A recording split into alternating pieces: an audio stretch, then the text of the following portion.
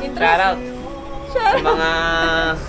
Sabihin mo, start na tayo. Mga ano nga yung tawag? Mga ka-perform diyan.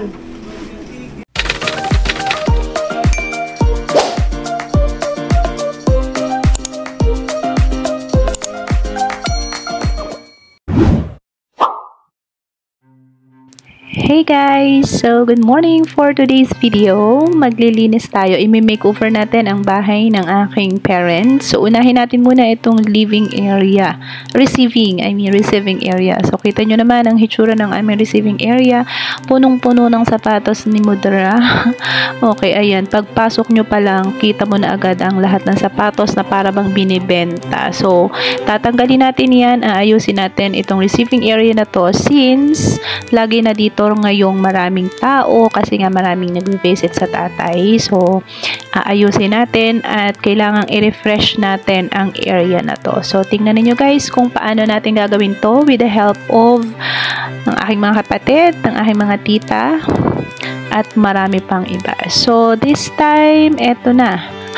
Hinahagis ko na dito yung mga sapatos, mga tsinelas ng inay. So, ayan, napakadami. Pare-pareho naman ang hitsura pero magkakaiba lang ng kulay. So, ayan, ang daming eyeliner. So, eyeliner, baka naman. Sa mother, ang dami niyang sapatos, tsinelas, sandals, lahat na.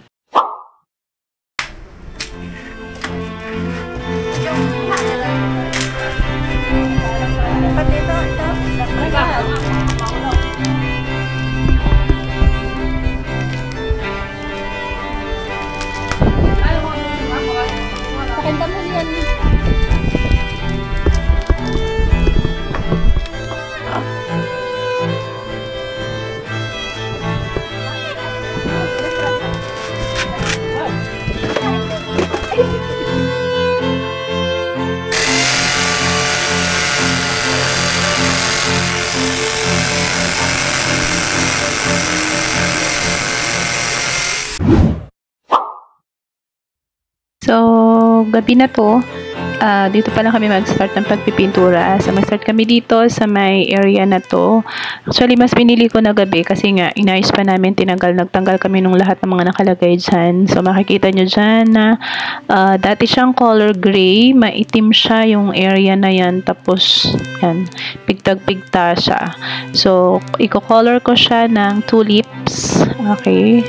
From Rain or Shine. So, thank you so much, Rain or Shine. So, tulips po ang color na to para magliwanag yung area na to. So, gabi kami nagpintura dahil mainit sa araw.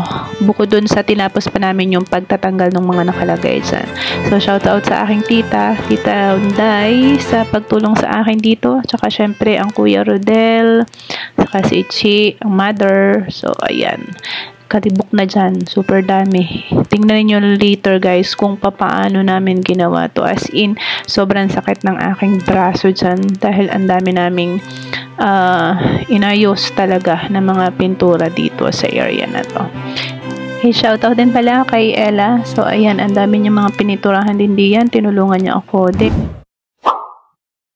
Hey guys, so bali pa ilang araw na namin to. Tatapusin ko lamang tong wall na to.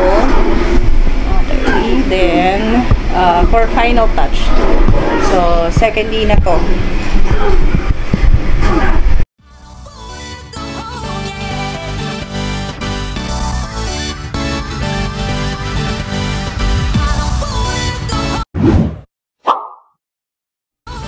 Dito guys, makikita nyo, ito yung ceiling, as in baku-baku siya. So yan ay minasilya, tapos may mga green color siya na ewan ko ba kung saan ang galing yan. So, i-color natin yan ng pang white.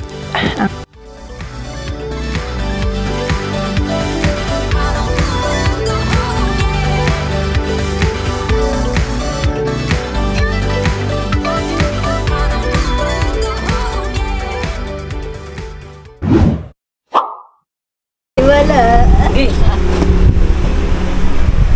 Yan. Upholstering. Dila palang ano. Ay, ako mga tuwang dun sa siya kaya ang hirap din. Yung kuyutoy na Kaya ako ano, nang yung hina. kuyutoy nasa kwarto natin na malaking upuan. Ako inantok nang hina ako. Pagod sa ganda. Kaya ako po, pahirap pa rin kintin naman ni Ichina yun. At hindi higat mamaya ako pagkatapos. Ako nakaw. Ay, ba hindi naniwala. Kaya hindi mo tinapos eh. Pinaabaya mo nga. Ichi, bakit mo nga naman din eh? Saan? So, lalagyan ko nitong wall, ano na ba to? Hindi namin nagamit sa bahay. So, dito ko siya ilalagay. Kapag ano. Pasok na namin ang upuan. Okay, so tingnan natin kung i-design ito after. Kasi wala akong malaking frame. So, ito na lang yung parang magiging decor.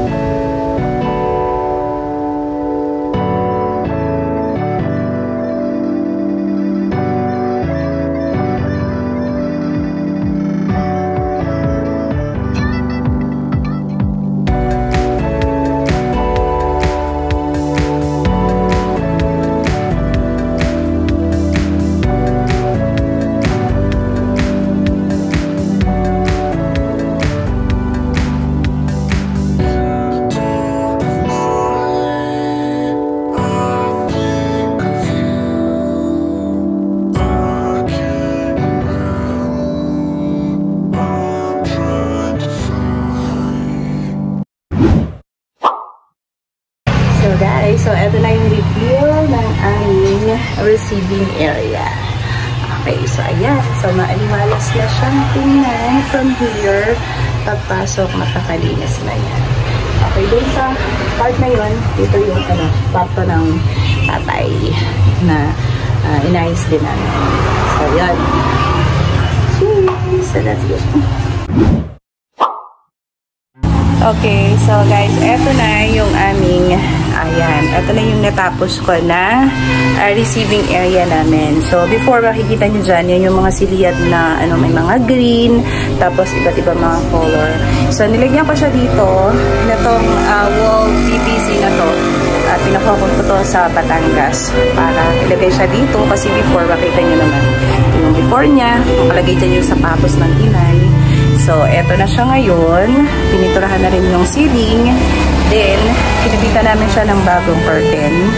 Okay, so itong brown na to, actually may ilalagay pa dito na yung isang brown pinapalagyan ko dahil parang ang off nung ganitong puro white. Pero, to follow pa yun kasi tatahiin. Then, dito ko na nilagay itong upuan, itong sofa.